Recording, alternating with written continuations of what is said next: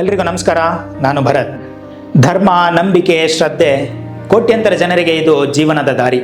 ಮನಸ್ಸಿಗೆ ಶಾಂತಿ, ಸಮಾಧಾನ ನೀಡುವ ಶಕ್ತಿ, ಸಂಕಷ್ಟದಲ್ಲಿ ಧೈರ್ಯ ತುಂಬುವ ಆಸರೆ, ಸಮಾಜವನ್ನು ಒಟ್ಟಾಗಿ ಹಿಡಿದಿಡುವ ಒಂದು ನಂಬಿಕೆಯ ಭಾಗ. ಆದರೆ ಇದೇ ಧರ್ಮ, ಇದೇ ನಂಬಿಕೆ ರಾಜಕೀಯದ ಚದುರಂಗದಾಟದಲ್ಲಿ ಒಂದು ಪ್ರಬಲ ಅಸ್ತ್ರವಾದಾಗ ಏನಾಗುತ್ತದೆ? ಒಬ್ಬ ವ್ಯಕ್ತಿಗೆ ಶಾಂತಿ ನೀಡುವ ಧರ್ಮವೇ ಒಂದು ಸಮಾಜವನ್ನು ಒಡೆಯುವ, ದೇಶವನ್ನು ವಿಭಜಿಸುವ ಅಸ್ತ್ರವಾಗುವುದು ಹೇಗೆ? ಅಧಿಕಾರದ ದಾಹಕ್ಕಾಗಿ ನಂಬಿಕೆಗಳನ್ನು ಹೇಗೆ ಬಳಸಿಕೊಳ್ಳಲಾಗುತ್ತದೆ? ಧರ್ಮದ ಮುಖವಾಡದ ಹಿಂದಿರುವ ನಿಜವಾದ ರಾಜಕೀಯ ಯಾವುದು? ಈ ಪ್ರಶ್ನೆಗಳ ಉತ್ತರವನ್ನು ಹುಡುಕುವ ಪ್ರಯತ್ನವೇ ಈ ವಿಡಿಯೋ. ರಾಜಕೀಯದಲ್ಲಿ ಧರ್ಮದ ಪಾತ್ರವನ್ನು ಅರ್ಥ ಮಾಡಿಕೊಳ್ಳುವ ಮೊದಲು ಧರ್ಮ ಎಂಬ ಪದದ ನಿಜವಾದ ಅರ್ಥವನ್ನು ನಾವು ತಿಳಿಯಬೇಕು. ಭಾರತೀಯ ಪರಂಪರೆಯಲ್ಲಿ ಧರ್ಮ ಎನ್ನುವುದು ಕೇವಲ ಪೂಜೆ, ಪ್ರಾರ್ಥನೆಗೆ ಸೀಮಿತವಾದ ಪದವಲ್ಲ. ಮಹಾಭಾರತದಲ್ಲಿ ಹೇಳುವಂತೆ ಧಾರಣಾತ್ ಧರ್ಮ ಇತ್ಯಾಹು ಧರ್ಮೋ ಧಾರಯತೆ ಪ್ರಜಾಹ, ಅಂದರೆ ಯಾವುದು ಸಮಾಜವನ್ನು ಒಟ್ಟಾಗಿ ಹಿಡಿದಿಟ್ಟುಕೊಳ್ಳುತ್ತದೆಯೋ, ಯಾವುದು ಸಮಾಜವನ್ನು ಅಧೋಗತಿಗೆ ಹೋಗದಂತೆ ರಕ್ಷಿಸುತ್ತದೆಯೋ ಅದೇ ಧರ್ಮ. ಸತ್ಯ, ದಯೆ, ಕ್ಷಮೆ, ದಾನ, ಅಹಿಂಸೆ ಇವೆಲ್ಲವೂ ಧರ್ಮದ ಭಾಗಗಳು. ಇದು ಒಂದು ಜೀವನ ವಿಧಾನ, ಒಂದು ನೈತಿಕ ಸಂಹಿತೆ. ಆದರೆ ಆಂಗ್ಲ ಭಾಷೆಯ ರಿಲಿಜಿಯನ್ ಪದವನ್ನು ನಾವು ಮತ ಎಂದು ಅರ್ಥೈಸಬಹುದು. ಮತಗಳು ಸತ್ಯವನ್ನು ಅರಸುವ ಬೇರೆ ಬೇರೆ ದಾರಿಗಳು, ಪಥಗಳು ಅಷ್ಟೇ. ಹಿಂದೂ, ಇಸ್ಲಾಂ, ಕ್ರೈಸ್ತ, ಬೌದ್ಧ ಇವುಗಳು ಬೇರೆ ಬೇರೆ ಮತಗಳು.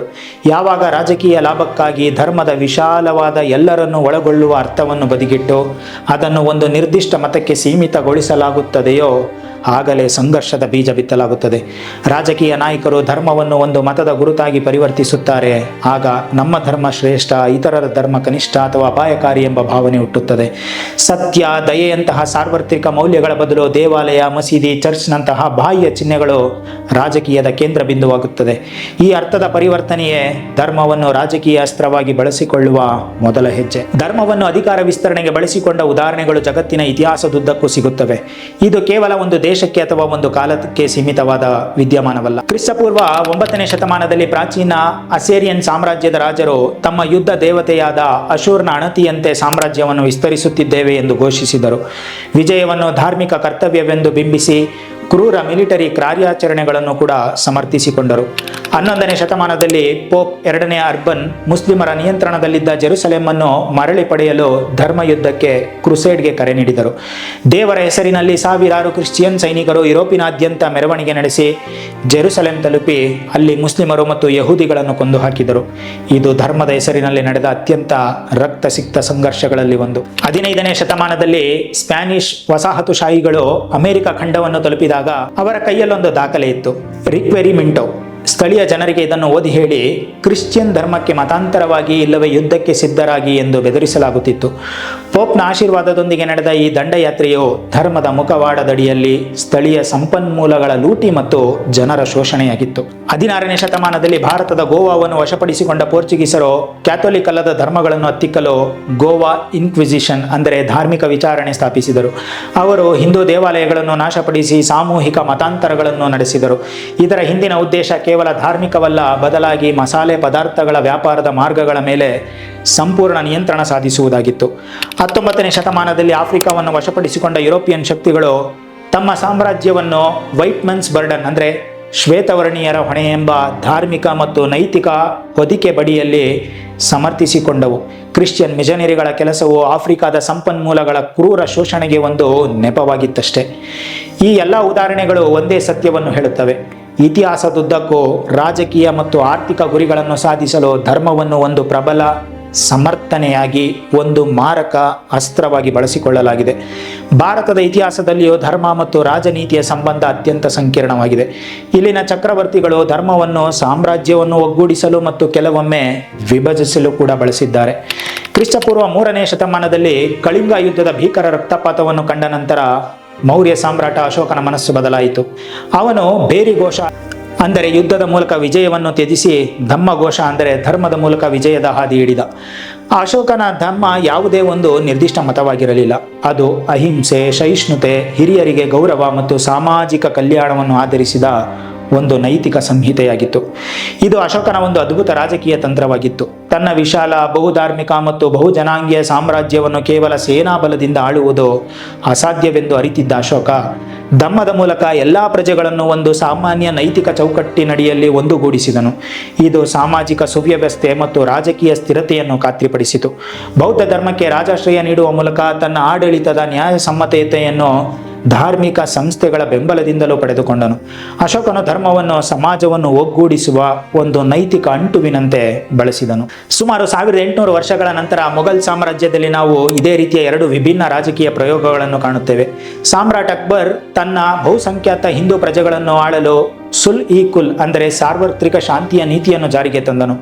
ಅವನು ಧಾರ್ಮಿಕ ಸಹಿಷ್ಣುತೆಯನ್ನು ತೋರಿಸಿ ರಜಪೂತರಂತಹ ಪ್ರಬಲ ಹಿಂದೂ ಸಮುದಾಯಗಳ ನಿಷ್ಠೆಯನ್ನು ಗಳಿಸಿ ತನ್ನ ಸಾಮ್ರಾಜ್ಯವನ್ನು ಬಲಪಡಿಸಿದನು. ಇದಕ್ಕೆ ತದ್ವಿರುದ್ಧವಾಗಿ ಔರಂಗಜೇಬನು ಕಟ್ಟುನಿಟ್ಟಾದ ಧಾರ್ಮಿಕ ನೀತಿಗಳನ್ನು ಅನುಸರಿಸಿದನು. ಅವನು ಹಿಂದೂಗಳ ಮೇಲೆ ಝರಿಯಾ ತೆರಿಗೆಯನ್ನು ಮರುಹೇರಿದನು ಮತ್ತು ಹೊಸ ದೇವಾಲಯಗಳ ನಿರ್ಮಾಣವನ್ನು ನಿಷೇಧಿಸಿ ಅನೇಕ ದೇವಾಲಯಗಳನ್ನು ನಾಶಪಡಿಸಿದನು. ಇದು ಕೇವಲ ಧಾರ್ಮಿಕ ಆಚರಣೆಯಾಗಿರಲಿಲ್ಲ, ಬದಲಾಗಿ ಒಂದು ರಾಜಕೀಯ ನಿರ್ಧಾರವಾಗಿತ್ತು. ಇದರ ಪರಿಣಾಮಗಳು ಸಾಮ್ರಾಜ್ಯಕ್ಕೆ ವಿನಾಶಕಾರಿಯಾದವು. ರಜಪೂತರಂತಹ ಪ್ರಮುಖ ಮಿತ್ರರು ದೂರವಾದರು. ಮರಾಠರು, ಸಿಖ್ಖರು ಮತ್ತು ಜಾಟರು ಪ್ರಬಲ ಬಂಡಾಯಗಳನ್ನು ಎದ್ದರು. ಈ ಬಂಡಾಯಗಳು ಕೇವಲ ಧಾರ್ಮಿಕ ದ್ವೇಷದಿಂದ ಹುಟ್ಟಿದ್ದಲ್ಲ, ಬದಲಾಗಿ ಸ್ವರಾಜ್ಯ ಸ್ಥಾಪನೆಯ ರಾಜಕೀಯ ಗುರಿಯನ್ನು ಹೊಂದಿದ್ದವು. ಔರಂಗಜೇಬನ ಧಾರ್ಮಿಕ ನೀತಿಗಳು ಸಾಮ್ರಾಜ್ಯದ ಸಂಪನ್ಮೂಲಗಳನ್ನು ಬರಿದು ಮಾಡಿ ಅದರ ಪತನಕ್ಕೆ ಪ್ರಮುಖ ಕಾರಣವಾದವು. ಅಶೋಕ, ಅಕ್ಬರ್ ಮತ್ತು ಔರಂಗಜೇಬರ ಉದಾಹರಣೆಗಳು ಸ್ಪಷ್ಟಪಡಿಸುವುದೇನೆಂದರೆ, ಸಾಮ್ರಾಜ್ಯಗಳನ್ನು ಕಟ್ಟುವಾಗ ಅಥವಾ ಒಡೆಯುವಾಗ ಧಾರ್ಮಿಕ ನೀತಿಯು ಒಂದು ಪ್ರಬಲ ರಾಜಕೀಯ ಅಸ್ತ್ರವಾಗಿರುತ್ತದೆ. ಅದನ್ನು ಎಲ್ಲರನ್ನೂ ಒಳಗೊಳ್ಳುವಂತೆ ಬಳಸಿದರೆ ಸಾಮ್ರಾಜ್ಯ ಬಲಗೊಳ್ಳುತ್ತದೆ, ಹೊರಗಿಡುವಂತೆ ಬಳಸಿದರೆ ಅದು ವಿಭಜನೆಗೆ ದಾರಿ ಮಾಡಿಕೊಡುತ್ತದೆ. 1857ರ ಪ್ರಥಮ ಸ್ವಾತಂತ್ರ್ಯ ಸಂಗ್ರಾಮದಲ್ಲಿ ಹಿಂದೂಗಳು ಮತ್ತು ಮುಸ್ಲಿಮರು ಒಟ್ಟಾಗಿ ಹೋರಾಡಿದ್ದನ್ನು ಕಂಡು ಬ್ರಿಟಿಷರು ಬೆಚ್ಚಿಬಿದ್ದರು. ಭವಿಷ್ಯದಲ್ಲಿ ಇಂತಹ ಐಕ್ಯತೆ ಮರುಕಳಿಸದಂತೆ ನೋಡಿಕೊಳ್ಳಲು ಅವರು ಒಡೆದು ಆಳುವ ನೀತಿ ಡಿವೈಡ್ ಆ್ಯಂಡ್ ರೂಲ್ ವ್ಯವಸ್ಥಿತವಾಗಿ ಜಾರಿಗೆ ತಂದರು. ಇದರ ಭಾಗವಾಗಿ 1909ರ ಮಾರ್ಲೆಮೆಂಟೋ ಸುಧಾರಣೆಗಳ ಮೂಲಕ ಪ್ರತ್ಯೇಕ ಮತಕ್ಷೇತ್ರ ಪದ್ಧತಿಯನ್ನು ಜಾರಿಗೆ ತರಲಾಯಿತು. ಇದರ ಅಡಿಯಲ್ಲಿ ಮುಸ್ಲಿಮರು ಕೇವಲ ಮುಸ್ಲಿಂ ಅಭ್ಯರ್ಥಿಗಳಿಗೆ ಮಾತ್ರ ಮತ ಹಾಕುವ ವ್ಯವಸ್ಥೆ ಮಾಡಲಾಯಿತು. ಇದು ಭಾರತದ ರಾಜಕೀಯದಲ್ಲಿ ವಿಷ ಬೀಜವನ್ನು ಬಿತ್ತಿತ್ತು. ರಾಜಕೀಯ ನಾಯಕರು ಇಡೀ ಕ್ಷೇತ್ರದ ಜನರ ಬದಲು ಕೇವಲ ತಮ್ಮ ಧರ್ಮದ ಜನರ ಮತಗಳನ್ನು ಕೇಳುವ ಅನಿವಾರ್ಯತೆ ಸೃಷ್ಟಿಯಾಯಿತು. ಇದು ಧಾರ್ಮಿಕ ಗುರುತನ್ನು ಪ್ರಮುಖ ರಾಜಕೀಯ ಗುರುತನ್ನಾಗಿ ಪರಿವರ್ತಿಸಿತು. ಬ್ರಿಟಿಷರು ನಡೆಸಿದ ಜನಗಣತಿಯು ಜನರನ್ನು ಕಟ್ಟುನಿಟ್ಟಾಗಿ ಧರ್ಮದ ಆಧಾರದ ಮೇಲೆ ವರ್ಗೀಕರಿಸಿತು. ಅವರ ಇತಿಹಾಸಕಾರರು ಭಾರತದ ಇತಿಹಾಸವನ್ನು ಹಿಂದೂಗಳ ಕಾಲ ಮತ್ತು ಮುಸ್ಲಿಮರ ಕಾಲ ಎಂದು ವಿಭಜಿಸಿ ಈ 2 ಸಮುದಾಯಗಳ ನಡುವೆ ಯಾವಾಗಲೂ ಸಂಘರ್ಷವಿತ್ತು ತಮ್ಮ ಕಥನವನ್ನು ಸೃಷ್ಟಿಸಿದರು. ಈ ನೀತಿಗಳ ಉದ್ದೇಶ ಕೇವಲ ಆಡಳಿತಾತ್ಮಕವಾಗಿರಲಿಲ್ಲ, ಬದಲಾಗಿ ಭಾರತೀಯರಲ್ಲಿ ಒಡಕು ಮೂಡಿಸಿ ತಮ್ಮ ವಸಾಹತುಶಾಹಿ ಆಡಳಿತವನ್ನು ಸುಭದ್ರಗೊಳಿಸುವುದಾಗಿತ್ತು. ಬ್ರಿಟಿಷರ ಈ ಒಡೆದು ಆಳುವ ನೀತಿಯ ನಡುವೆಯೂ ಸ್ವಾತಂತ್ರ್ಯ ಹೋರಾಟದಲ್ಲಿ ಧರ್ಮವು ಒಂದು ಸಂಕೀರ್ಣ ಪಾತ್ರವನ್ನು ವಹಿಸಿತು. ಅದು ಜನರನ್ನು ಒಗ್ಗೂಡಿಸುವ ಮತ್ತು ವಿಭಜಿಸುವ ಎರಡೂ ಕೆಲಸವನ್ನು ಮಾಡಿತು. ಬಾಲಗಂಗಾಧರ ತಿಲಕರು ಜನರನ್ನು ಬ್ರಿಟಿಷರ ವಿರುದ್ಧ ಸಂಘಟಿಸಲು ಗಣೇಶ ಚತುರ್ಥಿ ಮತ್ತು ಶಿವಾಜಿ ಉತ್ಸವದಂತಹ ಧಾರ್ಮಿಕ ಹಬ್ಬಗಳನ್ನು ಸಾರ್ವಜನಿಕವಾಗಿ ಆಚರಿಸಲು ಪ್ರಾರಂಭಿಸಿದರು. ಇದು ಜನರಲ್ಲಿ ರಾಷ್ಟ್ರೀಯತೆಯ ಭಾವನೆಯನ್ನು ಜಾಗೃತಗೊಳಿಸಲು ಸಹಾಯ ಮಾಡಿತು. ಮಹಾತ್ಮ ಗಾಂಧಿಯವರು ರಾಮರಾಜ್ಯವನ್ನು ಒಂದು ಆದರ್ಶ ಆಡಳಿತದ ಸಂಕೇತವಾಗಿ ಬಳಸಿದರು ಮತ್ತು ಅಹಿಂಸೆಯಂತಹ ತತ್ವಗಳನ್ನು ಹಿಂದೂ ಮತ್ತು ಜೈನ ಧರ್ಮಗಳಿಂದ ಪಡೆದು ಅದನ್ನು ಒಂದು ಪ್ರಬಲ ರಾಜಕೀಯ ಅಸ್ತ್ರವನ್ನಾಗಿ ಪರಿವರ್ತಿಸಿದರು. ಬಂಕಿಂ ಚಂದ್ರ ಚಟರ್ಜಿ ಅವರ ಒಂದೇ ಮಾತರಂ ಗೀತೆಯು ತಾಯಿನಾಡು ಮತ್ತು ತಾಯಿ ದೇವತೆ ಇಬ್ಬರನ್ನು ಒಂದೇ ರೂಪದಲ್ಲಿ ಪೂಜಿಸುವ ಮೂಲಕ ರಾಷ್ಟ್ರೀಯತೆಯ ಭಾವನೆಗೆ ಒಂದು ಧಾರ್ಮಿಕ ಆಯಾಮವನ್ನು ನೀಡಿತು. ಇದು ಸ್ವಾತಂತ್ರ್ಯ ಹೋರಾಟದ ರಾಷ್ಟ್ರಗೀತೆಯಾಯಿತು. ಆದರೆ ಧರ್ಮದ ಈ ಬಳಕೆಯು ಇನ್ನೊಂದು ಬದಿಯಲ್ಲಿ ಕೋಮು ವಿಭಜನೆಯನ್ನು ಮತ್ತಷ್ಟು ಆಳಗೊಳಿಸಿತು. ತಿಲಕರು ಶಿವಾಜಿಯನ್ನು ಮೊಘಲರ ವಿರುದ್ಧ ಹೋರಾಡಿದ ನಾಯಕನಾಗಿ ವೈಭವೀಕರಿಸಿದ್ದು ಕೆಲವು ಮುಸ್ಲಿಮರಲ್ಲಿ ಅಸಮಾಧಾನ ಮೂಡಿಸಿತು. ಇದೇ ಸಮಯದಲ್ಲಿ ಅಖಿಲ ಭಾರತ ಮುಸ್ಲಿಂ ಲೀಗ್ ಮತ್ತು ಹಿಂದೂ ಮಹಾಸಭಾ RSSನಂತಹ ಸಂಘಟನೆಗಳು ಧಾರ್ಮಿಕ ಗುರುತಿನ ಆಧಾರದ ಮೇಲೆ ಪ್ರತ್ಯೇಕ ರಾಷ್ಟ್ರೀಯತೆಯನ್ನು ಪ್ರತಿಪಾದಿಸಲು ಪ್ರಾರಂಭಿಸಿದವು. ಈ ವಿಭಜನೆಯ ರಾಜಕೀಯ ದುರಂತವೇ 1947ರ ಭಾರತದ ವಿಭಜನೆ. ಮುಸ್ಲಿಂ ಲೀಗ್ ದ್ವಿರಾಷ್ಟ್ರ ಸಿದ್ಧಾಂತವನ್ನು ಮುಂದಿಟ್ಟಿತ್ತು. ಅದರ ಪ್ರಕಾರ ಹಿಂದೂಗಳು ಮತ್ತು ಮುಸ್ಲಿಮರು 2 ಪ್ರತ್ಯೇಕ ರಾಷ್ಟ್ರಗಳು ಮತ್ತು ಅವರ ಒಂದೇ ದೇಶದಲ್ಲಿ ಒಟ್ಟಾಗಿ ಬದುಕಲು ಸಾಧ್ಯವಿಲ್ಲ ಎಂಬ ವಾದವನ್ನು ಮಂಡಿಸಲಾಯಿತು. ಇದು ಶತಮಾನಗಳ ಕಾಲ ಹಿಂದಿನ ಧಾರ್ಮಿಕ ದ್ವೇಷದ ಅನಿವಾರ್ಯ ಪರಿಣಾಮವಾಗಿರಲಿಲ್ಲ, ಬದಲಾಗಿ ಬ್ರಿಟಿಷರ ಕುತಂತ್ರ ಮತ್ತು ಭಾರತೀಯ ರಾಜಕೀಯ ನಾಯಕರ ಅಧಿಕಾರದ ಆಟದಲ್ಲಿ ತೆಗೆದುಕೊಂಡ ಒಂದು ರಾಜಕೀಯ ನಿರ್ಧಾರವಾಗಿತ್ತು. ರಾಜಕೀಯ ಮಾತುಕತೆಗಳು ವಿಫಲವಾದಾಗ ಧರ್ಮವನ್ನು ಆಧಾರವಾಗಿಟ್ಟುಕೊಂಡು ದೇಶವನ್ನು ವಿಭಜಿಸುವ ತೀರ್ಮಾನ ಕೈಗೊಳ್ಳಲಾಯಿತು. ಇದರ ಪರಿಣಾಮ ಮಾನವ ಇತಿಹಾಸದ ಅತ್ಯಂತ ದೊಡ್ಡ ದುರಂತಗಳಲ್ಲಿ ಒಂದಾಯಿತು. ಸುಮಾರು 1,45,00,000 ಜನರು ತಮ್ಮ ಮನೆಮಠಗಳನ್ನು ತೊರೆದು ನಿರಾಶ್ರಿತರಾದರು. ನಡೆದ ಕೋಮು ಗಲಭೆಯಲ್ಲಿ ಅಂದಾಜು 5 ಲಕ್ಷದಿಂದ 20 ಲಕ್ಷ ಜನರು ಪ್ರಾಣ ಕಳೆದುಕೊಂಡರು. ಇದು ಧರ್ಮವನ್ನು ರಾಜಕೀಯ ಅಸ್ತ್ರವಾಗಿ ಬಳಸಿದಾಗ ಆಗಬಹುದಾದ ಭೀಕರ ಪರಿಣಾಮಗಳಿಗೆ ಇತಿಹಾಸದ ಅತಿ ದೊಡ್ಡ ಎಚ್ಚರಿಕೆಯ ಗಂಟೆಯಾಗಿದೆ.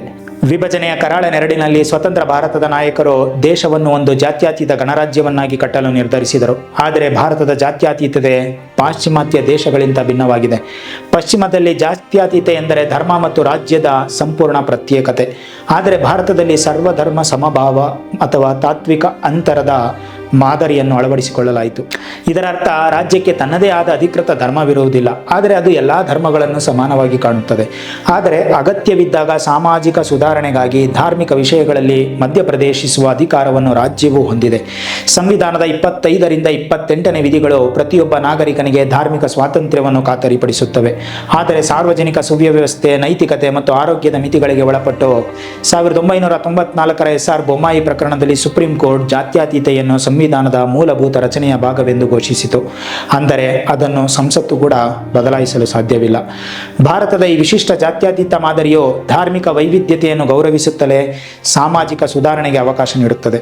ಆದರೆ ಈ ಮಾದರಿಯಲ್ಲಿರುವ ಸೂಕ್ಷ್ಮತೆಯೇ ರಾಜಕೀಯ ದುರ್ಬಳಕೆಗೆ ಅವಕಾಶವನ್ನು ಸೃಷ್ಟಿಸಿದೆ. ರಾಜ್ಯದ ಯಾವ ಕ್ರಮ, ಸಮಾನ ಗೌರವ ಮತ್ತು ಯಾವುದು ಓಲೈಕೆ ಎಂಬ ಚರ್ಚೆ ನಿರಂತರವಾಗಿ ನಡೆಯುತ್ತಲೇ ಇರುತ್ತದೆ.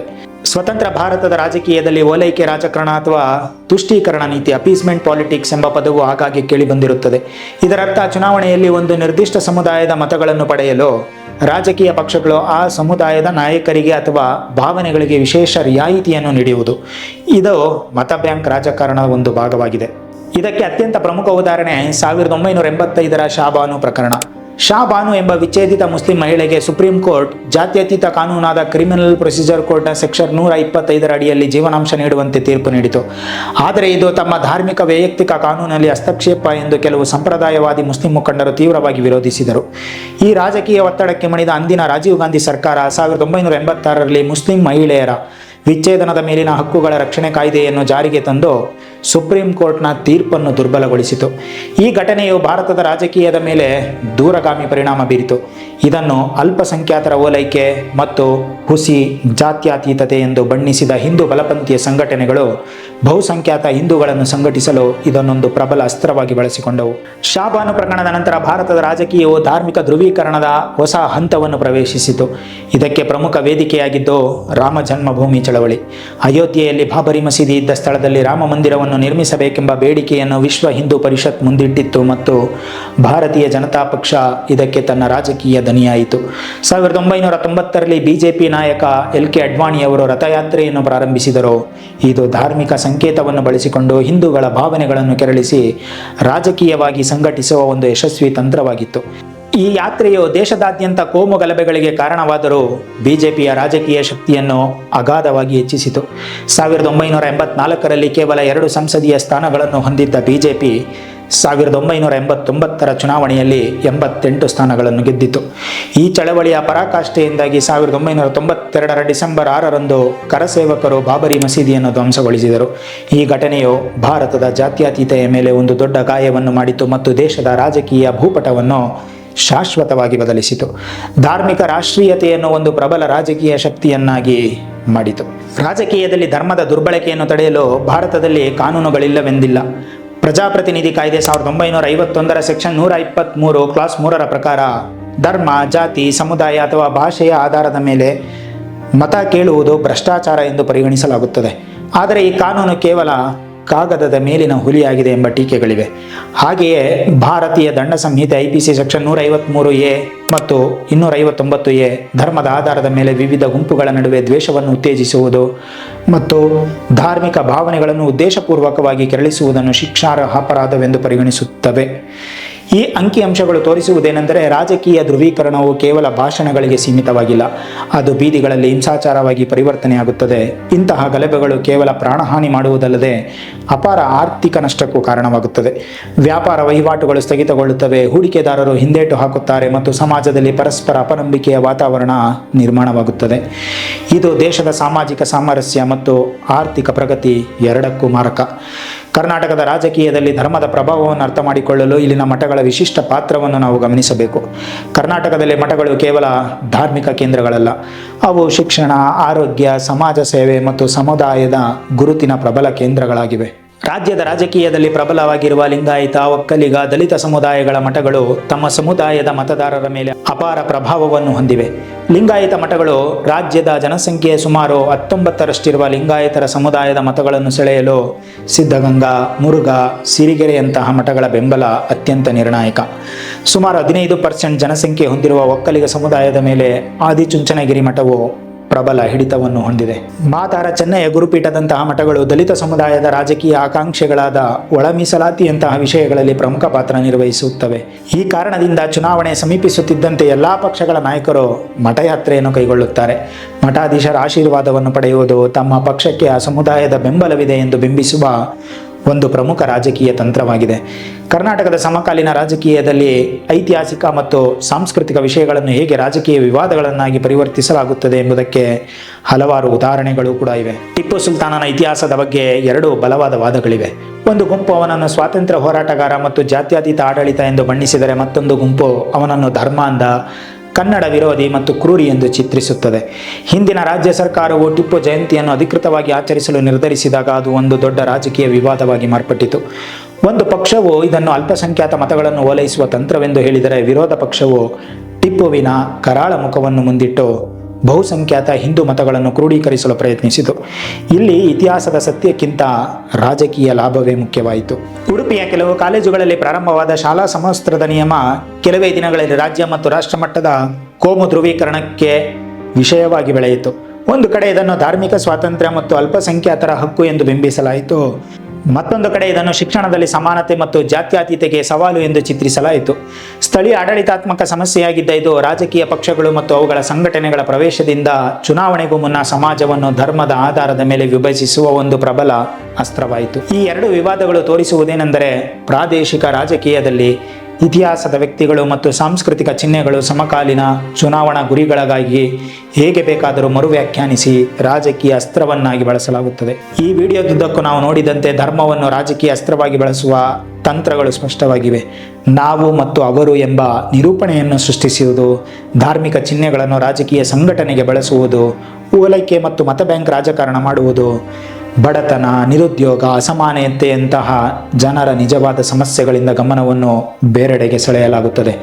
ಇದು ಭಾರತದ ಪ್ರಜಾಪ್ರಭುತ್ವ ಮತ್ತು ಜಾತ್ಯತೀತ ವ್ಯವಸ್ಥೆಗೆ ದೊಡ್ಡ ಸವಾಲನ್ನು ಒಡ್ಡುತ್ತದೆ. ಹಾಗಾದರೆ ಮುಂದಿನ ದಾರಿ ಯಾವುದು? ಇದಕ್ಕೆ ಪರಿಹಾರ ನಮ್ಮ ಸಂವಿಧಾನದ ಮೌಲ್ಯಗಳನ್ನು ಎತ್ತಿ ಹಿಡಿಯುವುದರಲ್ಲಿದೆ.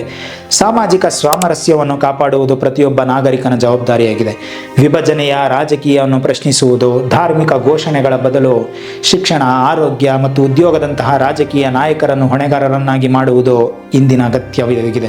ಇತಿಹಾಸ ನಮಗೆ ಕಲಿಸಿದ ಪಾಠ ಒಂದೇ: ಧರ್ಮವನ್ನು ಅಧಿಕಾರಕ್ಕಾಗಿ ಬಳಸಿದಾಗಲೆಲ್ಲ ರಕ್ತಪಾತ ಮತ್ತು ವಿಭಜನೆ ಸಂಭವಿಸಿದೆ. ಆದರೆ ಅದನ್ನೇ ಸೌಹಾರ್ದತೆ ಮತ್ತು ಮಾನವೀಯತೆಗಾಗಿ ಬಳಸಿದಾಗ ಸಮಾಜಗಳು ಪ್ರಗತಿ ಕಂಡಿವೆ.